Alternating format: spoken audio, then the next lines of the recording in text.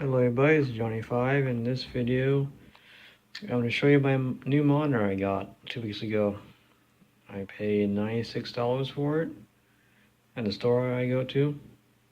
It's a 32-inch Element monitor, 720p HD monitor.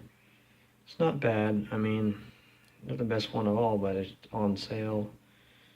And it's the perfect size for me for my computer. Now these are the best ones to get if you need a monitor for a computer. I used to buy the 24-inch monitors, but they don't last as long as these. These last to probably 5 years if you take care of it. And they're good for people that are doing graphics or playing games, anything. Bigger screen makes it better. And I'm using Windows 10 for my computer.